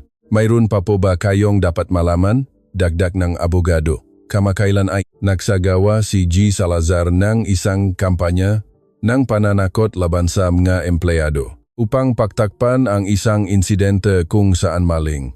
Inakusahan niya ang isang waitress ng pagnanakaw. Mayroon kaming mga saksing handang magpatutu tungkol sa pattern ng pagugaling iyon.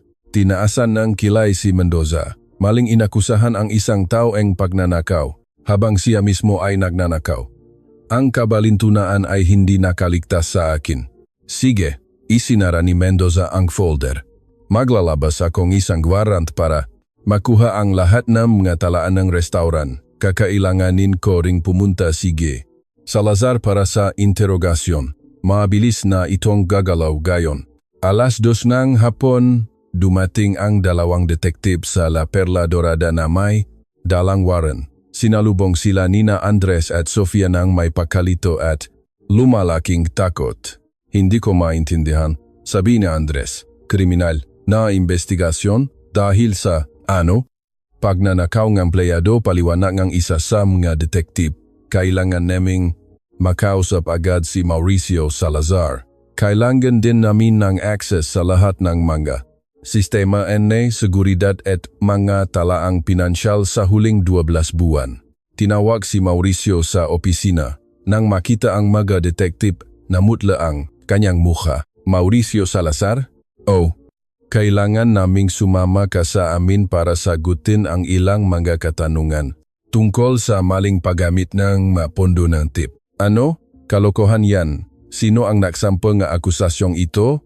Pag-usapan iyan sa istasyon. Habang dinadala si Mauricio na nakaposas, tahimik na nanonood ang mga empleyado sa pagkamanga. Ang lalaking nanakot sa lahat sa loob ng maraming taon ay inaaresto sa harap nila. Si Patricia na nanonood mula sa kusina ay nakaramdam ng luha na ginhawa na dumadaloy sa kanyang pisngi. Gulat na gulat sina Andres at Sofia. Hindi ko maintindihan kung paano namin hindi nalaman, bulong ni Sofia. Tiningnan sila ng isa sa mga detektib na may halong awa. Ayon sa aming impormasyon, mayroon kayong dalawang sistema ng seguridad. Ang pangunahing kinokontrol ni G. Salazar at isang backup system na tila hindi ninyo alam o binabalewala. Eduardo, biglang sabi ni Andres. Si Eduardo Castellanos ang nag-install NG backup system na iyon noong namuhunan siya. Sabi niya, para daw sa proteksyon ng mga asset. Nagpalitan ng tingin ang mga detektib. Kung gayon, malaking pabor ang ginawa ni G. Castellanos sa inyo. 4:00 hapon, tumunog ang telepono ni Luz, si Don Eduardo. Inaresto si Mauricio 2 oras na ang nakalipas. Napaupo ng mabigat si Luz sa sopa ng kanyang apartment. Ang bilis po. Nang may sampa ang reklamo na may malinaw na ebidensya. Wala nang dahilan pa magantala. Ngayon, darating ang interesanteng bahagi. Gusto kang kausapin ng Piskalya. Ako po, bakit? Dahil habang iniimbestigahan nila si Mauricio, natagpuan nila ang video mula 2 araw na ang nakalipas. Nakita kanilang natagpuan ang aking pitaka. Binuksan ito sa loob lamang ng ilang segundo para tingnan ang ID at isinara agad ito. Lahat naka-record, hindi matututulan. Nanginginig ang boses ni Luz. Kung ganon, may patunay po sa aking pagiging inosente. Ganap na patunay. At mas maganda pa, may mga video ni Mauricio na sinasadyang binubura ang ma-recording na iyon mula sa pangunahing sistema pagkatapos ka. Niyang akusahan, obstruction of justice, idinagdag sa kanyang mga kaso. Nagsimulang umiyak si Luz. Hindi dahil sa lungkot, kundi dahil sa purong at napakalaking ginhawa. Gusto kang gimakita ni na Andres at Sofia bukas, patuloy ni Don Eduardo. Para ialok sa iyo ang iyong trabaho pabalik na may formal na pahingi ng tawad at malaking kabayaran. Hindi ko po alam kung gusto kong bumalik doon. Hindi mo kailangang magpasya ngayon, ngunit Luz, mayroon pa akong dapat sabihin sa iyo. Huminto si Don Eduardo. Nagising ang aking asawa kaninang hapon. Talaga po, napakagandang balita niyan. Ang unang tinanong niya ay kung natulungan ko na ang tapat na batang waitress. Ikinuwento ko ang lahat at may sinabi siyang gusto kong ibahagi sa iyo. Ang katapatan ay laging may paunang halaga, ngunit ang balik ngang puhunan ay walang hanggan. Ngumiti si Luz sa kabilang mga luha. Matalino po ang asawa ninyo. Talaga, kaya ko siya pinakasalan. Mahinang tumawa si Don Eduardo. Magpahinga ka ngayong gabi, Luz. Bukas, magsisimula ang iyong opisyal na pagpapatunay. At ipinapangako ko, sa pagtatapos nito, malalaman ng lahat na tinatrato ka ng hindi makatarungan at malalaman ng lahat na ang iyong katapatan ang tamang ginawa sa simula't-simula pa. Nang maghangop sila, umupo si Luz kasama ang kanyang ina na narinig ang lahat. Kita mo na, sabi ni Carmen, hinawakan ang kamay ng kanyang anak. Sinabi ko sa iyo na ang katotohanan ay laging nananalo, kailangan lang na oras at isang anghel na tagapagbantay na may access sa mga backup security camera. Dagdag ni Luz, tumatawa sa unang pagkakataon sa loob ng ilang araw. Nang gabing iyon, natulog siya ng mahimbing sa unang pagkakataon mula nang magsimula ang lahat. At sa isang selda ng detensyon, hinarap ni Mauricio Salazar ang katotohanang natapos na ang kanyang kaharian ng pananakot.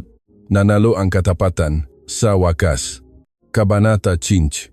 Ang sumunod na umaga ay sumikat na may malinaw na kalangitan na tila sumasalamin sa bagong simula na darating. Maagang nagising si Luz, hindi dahil sa pagkabalisa sa pagkakataong ito, kundi dahil sa isang panibagong lakas na hindi niya naramdaman sa loob ng ilang araw.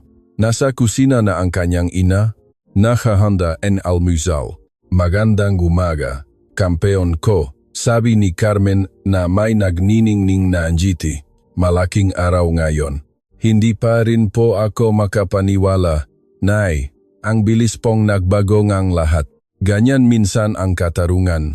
Mabagal dumating, ngunit ganap kapak sa wakas ay narito na.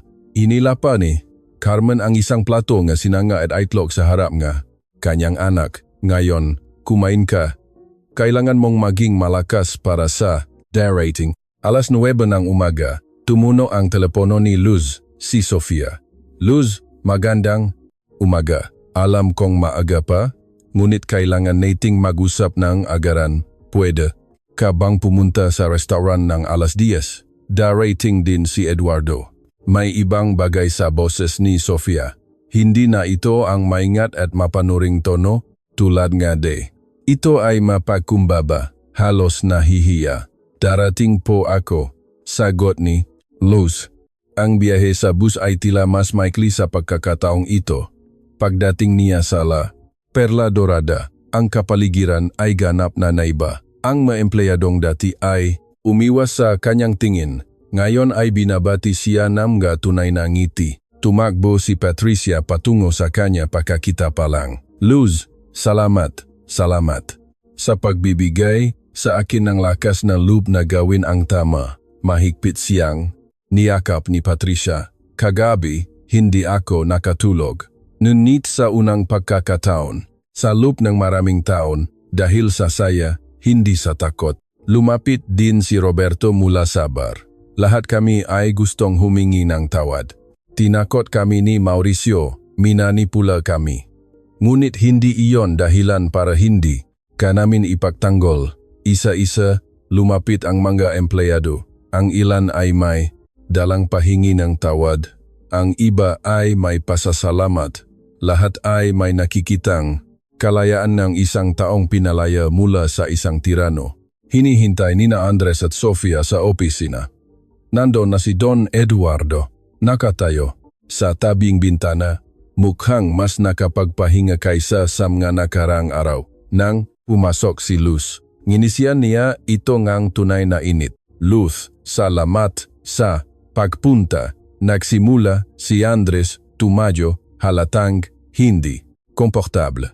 Una, nekong magalok sa iyong may pinakamalalim at pinakatapat na pahingingang tawad. Nabigo kami sa iyo sa lahat ng posibleng paraan. Tumango si Sofia na may namamasang mamata. Walang dahilan sa pinahintulutan naming mangyari sa iyo. Mas inuna namin ang protektahan ang negosyo kaysa protektahan ang isang inosenteng empleyado. Iyon ay purong kaduwagan. Ipinakita sa amin ng piskalya ang buong video kahapon ng hapon, patuloy ni Andres. Nakita ka naming natakpuan ang pitaka. Binuksan ito sa loob na eksaktong 4 na segundo, 4 na oras lamang para makita ang pangalan sa ID. Pagkatapos ay agad na isinara ito at lumingon para hanaping si Eduardo. Nakita rin namin uminga ng malalim si Sofia. Si Mauricio na ina-access ang sistema NG Seguridad 30 minuto. Pagkatapos kang akusahan at sinasadyang binubura ang mga video na iyon, alam na iyon ang iyong tanging patunay ng pagiging inosente. Ang katahimikan ay pumuno sa silid. Nasa amin na pala ang patunay ng iyong pagiging inosente sa simula pa lang, sabi ni Andres. Kung sinuri lang namin ng maayos ang mga kamera mula sa simula, wala sa mga ito ang mangyayari. Hindi masisira ang iyong reputasyon. Hindi ka magdurusa ang ilang araw ng dalamhati. Tiningnan sila ni Luz. Nakita niya ang tunay na pagsisisi sa kanilang mamukha, ngunit may iba pa. Ang pag-amin sa kanilang sariling pakikipagsabuatan. Bakit po hindi ninyo agad sinuri ang kamera? Tanong niya. Ang kanyang boses ay kalmado ngunit matatag. Nagiwas ng tingin si Sofia dahil nagtiwala kami kay Mauricio dahil 5 taon na siyang nagtatrabaho sa amin. Dahil mas madaling pagdudahan ang isang bagong waitress kaysa questionin ang isang taong nasa posisyon ng kapangyarihan. At dahil dagdag ni Don Eduardo mula sa bintana, hawak kayo ni Mauricio sa lig na may nakakasirang impormasyon. Hindi lamang kayo nabigo kay Luz dahil sa kaduwagan, nabigo kayo dahil tahimik kayong bina-blackmail. Malungkot na tumango si Andres. Tama si Eduardo. Alam ni Mauricio ang mga bagay. Tungkol sa aming maoperasyon na mas gusto naming panatilihing pribado. Walang malakihang krimen, ngunit sapat para magdulot sa amin na mga problema. Nabubuhay kami sa takot na direktang hamunin siya. Natapos na iyon ngayon, matatak na sabi ni Don Eduardo. Sinusuri ng piskalya ang lahat ng mga talaan. Anumang irregularidad ay lalabas. Iminumungkahi ko na makipagtulungan kayo ng lubusan at itama ang anumang problema bago sila maging karakdakang kaso. Kumuha na kami ng mga external auditor, mabilis na sagot ni Sofia, lilinisin namin ang lahat. Dapat ginawa na namin ito maraming taon na ang nakalipas. Lumingon si Don Eduardo kay Luz, ngunit hindi ito tungkol sa kanila ngayon. Ito ay tungkol sa iyo, may alok sina Andres at Sofia para sa iyo. Tumihim si Andres. Luz, una, gusto ka naming ibalik sa iyong posisyon agad-agad. Kung gusto mong bumalik, kasama ang lahat ng kinakailangang pampublikong paghingi ng tawad sa harap mga tauhan at may regular na costumer. Pangalawa, patuloy ni Sofia, inaalok ka namin ng kabayaran na katumbas ng 6 na buwang sahot para sa emosyonal at reputasyonal na pinsalang idinulot namin. Ito ay bukod pa sa iyong legal na separation pay. At pangatlo, kumuha si Andres ng isang sobre. Gusto naming ialok sa iyo ang posisyon ng Customer Service Manager na may sahod ng supervisor at bahagi sa mga managerial tips. Isang 60% na pakta sa iyong nakarang sahod. Kinuha ni Luz ang sobre, ngunit hindi ito binuksan. Hindi mahalaga ang numero sa sandaling ito. Ang mahalaga ay isang bagay na mas malalim. Bakit po? Simpleng tanong niya. Dahil po ba sa takot kayo sa mga kaso? Umiling si Sofia. Sa wakas ay bumagsak ang maluha dahil nakita namin kung anong klase kang tao. Sa pinakamasamang sandaling ang iyong buhay, nang mayroon kang lahat ng dahilan para maging mapay at mapagiganti, nanatili kang marangal. Sinabi sa amin ni Patricia na sinabi mo sa kanya na naiintindihan mo kung kailangan niyang magsinungaling para protektahan ang kanyang mga anak. Inuna mo ang kapakanan ng iba kaysa sa iyo. At dagdag ni Andres nang ipakita sa amin ni Don Eduardo kung paano niya binuo ang buwang planong ito. May sinabi siyang nakagulat sa amin. Sabi niya, tinanggap ni Luz na magmukhang talunan pansamantala para protektahan ang inosenteng empleyado na mawalan ng trabaho kung ilalantad namin ang lahat ng biglan. Isinakripisyo mo ang iyong agarang pagpapatunay para sa kapakanan na iba. Lumapit si Don Eduardo kay Luz.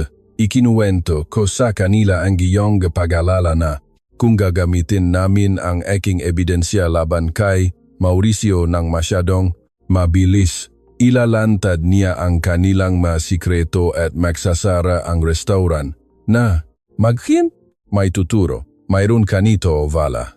Naramdaman ni Luz ang maluha na namumuo sa kanyang mga mata. Ginawa ko lang po ang tama. Eksakto, mahinang sabi ni Don Eduardo. Tulad ng pagsasauling ang pitaka. Tulad ng pag-aalala sa iyong magasamahan. Tulad ng pagpapanatili na iyong dignidad nang gumuho ang lahat.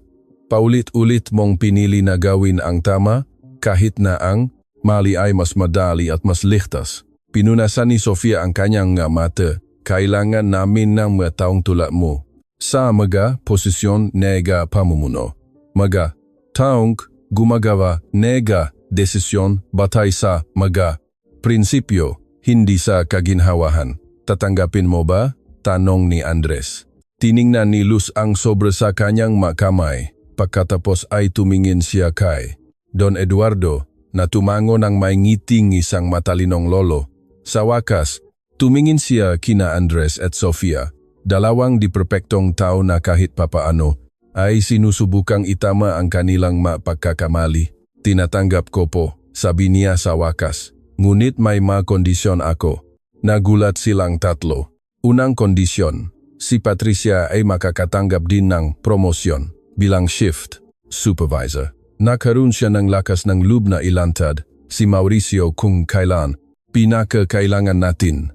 Ang tapang na iyon ay dapat gantimpalaan. Agad na tumango si Andres. Sige, pangalawang kondisyon, gusto kong makilahok sa paglihan ng mabagong patakaran sa HR. Isang sistema kung saan maring makulat ang mga empleyado, pang-aabuso ng walang takot sa ganti. Kung saan wala ng ibang dadaan sa pinagdaanan ko, siyempre, sagot ni Sofia. Sa katunayan, gusto naming ikaw ang mamuno sa proyektong iyon. At pangatlong kondisyon, huminga ng malalim si Luz. Gusto kong ang bahagi, NG, akin, kabayaran, ay direktang mapunta sa medical fund para sa MAH empleyado. Para sa mga pamilyang tulad na sa akin na nakikipaglaban sa maagastusin sa kalusugan, walang dapat pumili sa pagitan ng dignidad at gamot para sa kanilang mga mahal sa buhay. Ang katahimikang sumunod ay naiba. Hindi ito awkward. Ito ay magalang, puno and pahanga. Si Don Eduardo ang unang nagsalita. Ang kanyang boses ay puno ng emosyon. Gugustuhin ka talagang makilala ng aking asawa. Nang hapong iyon, pagkatapos pirmahan ang lahat ng mga dokumento, lumabas si Luz sa restaurant upang matakpuan ang kanyang ina na naghihintay sa isang kalapit na bangko. Tumayo si Carmen nang makita siya. Agad na nabasa sa mukha ng kanyang anak na maganda ang balita. Kumusta? Ibinigay ni Luz ang sobre na may kontrata. Binuksan ito ni Carmen, binasa ang mga numero at nagtakip ng gibig. Diyos ko, Lutz, ito ay higit pa sa kinikita nating dalawa nung buhay pa ang iyong ama at mayroon pa po nay. Hinawakan ni Luz ang magamay ng kanyang ina. Mababayaran na natin ang iyong buong paggamot. Wala nang pagpapaliban ng mga appointment, wala nang pakahatingam ga tableta para tumagal. Lahat, alagaan ka na natin ng mayos. Nagsimulang umiyak si Carmen. Hindi ang tahimik na mga luha na ibinuhos niya sa loop ng maraming taon ng pag-aalala, kundi malalalim na hagulgol ng purong. Ginhawa, niyakap siya ni Luz doon sa kalye. Walang pakialam kung sino ang nakakakita. Ang iyong ama ay magiging napaka-proud, bulong ni Carmen sa balikat ng kanyang anak. Napaka-proud sa babaeng naging ikaw. Nanatili silang ganun sa loob ng ilang minuto, mag-ina, umiyak ng magkasama, ngunit sa pagkakataong ito dahil sa saya. Nang sa wakas ay magiwalay sila, pinunasan ni Carmen ang mukha ni Luz gamit ang kanyang panyo. Alam mo ba kung ano ang pinakamaganda sa lahat na ito? Ano po? Na hindi mo binago kung sino ka para makamit ito. Hindi ka nagsinungaling, hindi ka nandaya. Hindi mo isinuko ang iyong prinsipyo. Nanalo ka sa pagiging eksakto kung sino ka na pinalaki namin. 6 na buwan makalipas. Ang sikat ng araw sa umaga ay pumapasok sa mga bintana ng La Perla Dorada, nagbibigay liwanag sa isang espasyo na ganap na naiba ang pakiramdam kumpara sa mga nakaraang buwan. Hindi nila pinalitan ang palamuti o mga kasangkapan, ngunit ang kapaligiran ay iba. Mayroong matunay na tawanan sa kusina, mga relax na usapan sa pagitan ng mga empleyado, isang enerhiya na umiral lamang kapag ang mga tao ay nagtatrabaho ng walang takot. Naglalakad si Luz sa pagitan ng mabakanteng mesa bago magbukas, sinusuri ang bawat detalya ng may pag-iingat na natutunan niya mula sa maraming taon na karanasan. Ngunit ngayon ay ginagawa niya ito bilang customer service manager na may panibagong layunin. Magandang umaga, boss, bati ni Patricia mula sa pasukan, bit-bit ang mga kahon ng suplay. Ang kanyang promosyon bilang shift supervisor ay nagbago hindi lamang sa kanyang posisyon, kundi pati na rin sa kanyang kumpiyansa. Hindi na siya naglalakad na kuba ang mabalikat, takot na magkamali. Magandang umaga, Patricia. Dumating na ba lahat ng order?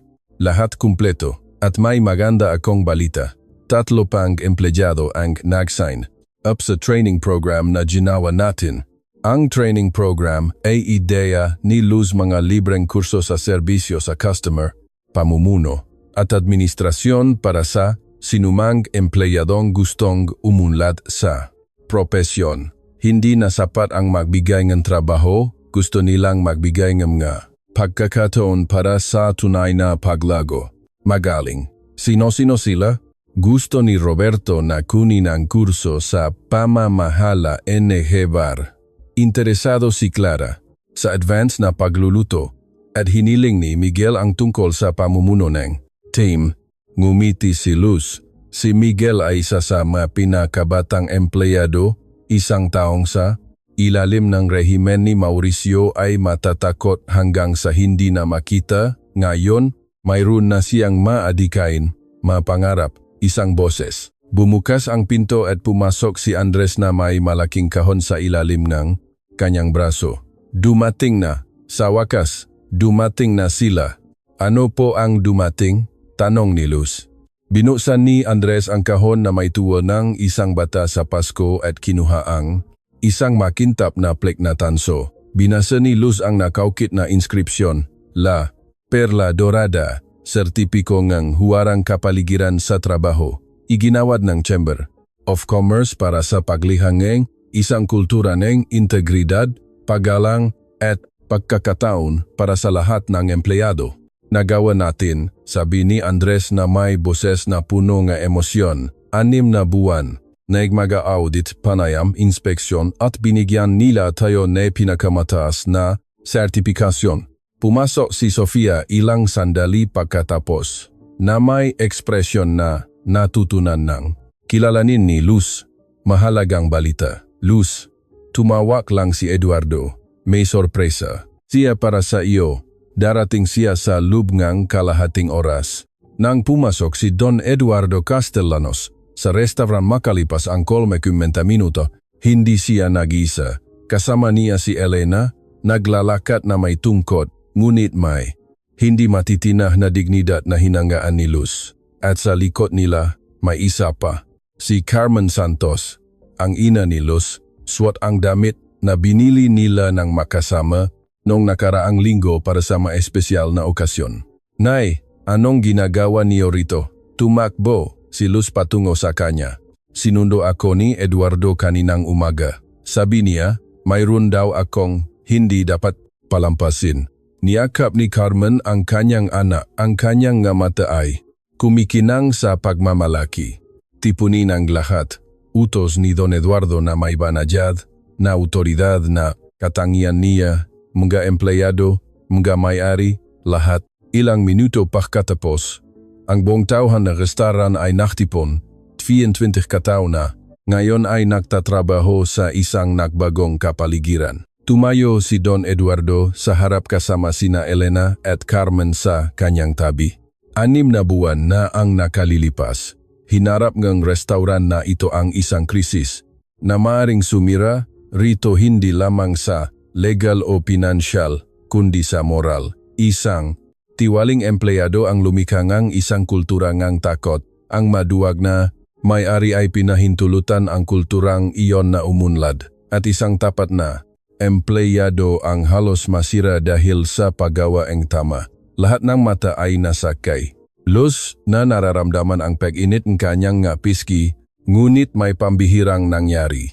Ang empleyadong iyon, si Luz Santos, ay hindi lamang nakaligtas sa kawalang katarungan. Ginamit niya ito bilang isang katalista para sa malawakang pagbabago. Itinuro ni Don Eduardo ang plaque na hawak ni Andres. Ang sertipikasyong ito ay hindi lamang isang magandang papel.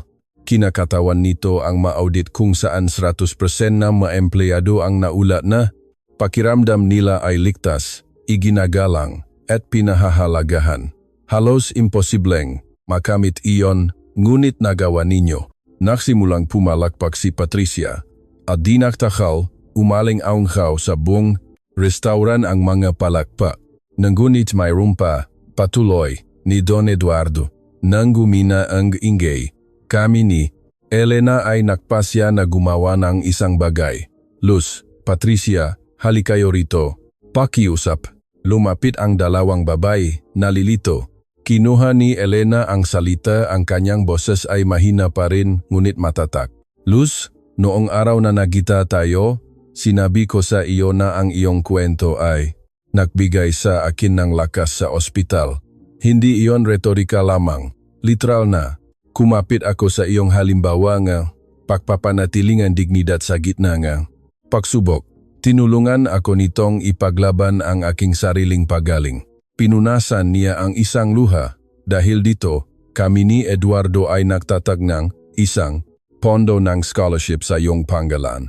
Ang Luz Santos Fund for Workplace Integrity ay magbibigay ng suportang pinansyal sa mga empleyado sa serbisyo na nahaharap sa kawalang katarungan sa trabaho at nangangailangan ng tulong legal, medikal o pang-edukasyon. Napatakip, bibig, si Luz, hindi makapagsalita, at Patricia, lumingon si Don Eduardo sa kanya. Ang iyong katapangan sa paglalantad nga, katiwalian noong lahat ay natatakot ang naging katalista para mangyari ang katarungan. Dahil dito, ikaw ang magiging unang tagapangasiwa nga pondo na may buong sahod at medya benepisyo. Humagulgol si Patricia. Hindi ko po kaya. Ginawa ko lang po ang tama. Eksakto, sabi ni Elena. At ngayon, tutulungan mo ang iba na gawin din ang tama. Lumapit si Carmen sa kanyang anak. Hinawakan ang kanyang magakamay. Kita mo na, mahal kong anak, sinabi ko sa iyo na ang katotohanan ay laging nananalo. Kailangan lang oras. Ang buong restaurant ay umiyak na ngayon. Hindi mga luha ng kalungkutan, kundi ng malalim na kagalakan na dumarating kapag ang katarungan ay hindi lamang nagaganap kundi nagiging isang pamana. Nang gabing iyon, pagkatapos ng serbisyo, nanatiling mag-isa si Luz sa restauran. Sandali, naglakad siya patungo sa mesa sa sulok kung saan nagsimula ang lahat. Ang mesa kung saan nahapunan si Don Eduardo, kung saan niya iniwan ang kanyang pitaka, kung saan ang isang simpleng gawa ng katapatan ay nagpasimula ng isang revolusyon. Nag-vibrate ang kanyang telepono. Isang mensahe mula sa isang hindi kilalang numero. "Hey Luz, si Mauricio ito. Alam kong wala akong karapatang makipag-ugnayan sa iyo, ngunit may kailangan akong sabihin." Bumilis ang tibok ng kanyang puso. 6 na buwan nang nasa bilangguan si Mauricio, nahaharap sa mga kaso ng pagnanakaw at obstruction of justice. Matatapos na ang paglilitis sa akin sa susunod na linggo. Malamang makukulong ako nga 2 taon at nararapat sa akin ang lahat ng ito. Ngunit gusto kong malaman mo na binago ako ng iyong halimbawa. Ang makita kong paano mo pinanatili ang iyong dignidad habang sinusubukan kitang sirain ay nagpakita sa akin kung sino ako sa loob ng maraming taon. Isang duwag na gumagamit ng kapangyarihan para itago ang sarili kong kawalan ng kapanatagan. Nagtatrabaho ako kasama ang isang terapist sa kulungan, sinusubukang unawain kung bakit ako naging kung sino ako. Hindi ko na kailanman maayos ang pinsalang idinulot ko, ngunit gusto kong gimalaman mo na ang iyong integridad ay nagituro sa aking enigitsipakay sa anumang parusa. Salamat at labis akong nagsisisi. Binasa ni Luz ang mensahe ng 3 beses. Ilang buwan siyang nagalit kay Mauricio, pagkatapos ay ilang buwan na hindi na siya iniisip. Ngunit ito ay ibang bagay. Tunay na pagbabago, tunay na pag-amin sa pagkakamali, tunay na pagbabago. Sumagot siya, "Mauricio, tinatanggap ko ang iyong pahinginang tawad at hangat ko ang kapayapaan para sa iyo. Lahat tayo ay nararapat sa pagkakataong maging mas mabuting bersyon ng ating sarili." Itinago niya ang telepono at tumingin sa paligid ng nagbagong restauran. Inisip niya ang kanyang ama na nawalan ng trabaho dahil sa paglalantad ng katiwalian. Inisip niya si Elena na hinarap ang sarili niyang kawalang katarungan 30 taon na ang nakalipas. Inisip niya ang kanyang ina na tahimik na nakipaglaban sa loob ng maraming taon para mapanatili siyang buhay at may dignidad. Lahat ng mga kwentong iyon, lahat ng malaban na iyon ay nagtagpo sa sandaling ito, sa lugar na ito, sa pagbabagong ito. May halaga ang katapatan. Nakakahalaga ito nga luha dalam hati mga gabing walang tulog. Ngunit sa huli, nakbayad ito nga dibidendo na hindi mabibili ng anumang halaga ng pera. Lumikha ito ng isang lugar kung saan ang magkatao ay nagtatrabaho ng walang takot. Nagtatag ito ng isang pondo na tutulong sa iba, na ipaglaban ang katarungan. Nagudyok ito ngang tunay na pagbabago sa matotoong buhay. At higit sa lahat, pinatunayan nito na ang mga prinsipyo ay hindi lamang magagandang salita. Sila ang mga pundasyon kung saan itinatayo ang mga makabuluhang buhay. Pinatay ni Luz ang mailaw at lumabas sa restauran. Sa labas, nagpatuloy ang lungsod sa kanyang abalang takbo. Milyon-milyong tao ang nabubuhay, humaharap sa kanilang sariling maalaban. At sa isang lugar, isa sa mga taong iyon ay naharap sa isang desisyon sa pagitan ng madali at tama, sa pagitan ng kaginhawahan at integridad, sa pagitan ng takot at tapang. Umaasa si Luz na ang kanyang kuwento, sa anumang paraan, ay magbibigay sa kanila. Naalakas na pumili ng tama dahil sa huli, iyon ang tunay na mahalaga. Hindi ang sertipikasyon sa dingding, hindi ang pondo na may panggalan niya, hindi ang promosyon o ang sahod. Ang mahalaga ay ang alon ng kabutihan na maaring likhain ng isang tapat na gawa. At ang maalong iyon, hindi nakikita ngunit makapangyarihan ay magpapatuloy na lumawa ng matagal pagkatapos matapos ang. Kwentong ito nagbibigay inspirasyon sa iba na isauli ang mga pitaka na ilantad ang magkakawalang katarungan, na panatilihin ang dignidad sa gitna ng pagsubok, na piliin ang integridad kaysa sa kaginhawahan. Isang tao sa isang pagkakataon, isang gawa ng katapatan sa isang pagkakataon, binabago ang mundo.